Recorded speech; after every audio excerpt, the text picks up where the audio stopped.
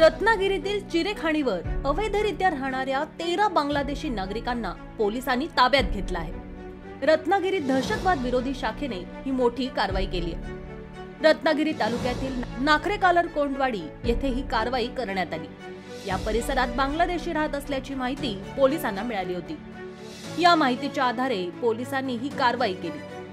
हे सर्व बांगलादेशी आसिफ सावकार याच्या नाखरेकालर कोंडवाडी येथील चिरेखाणीवर जून 2024 पासून राहत होते।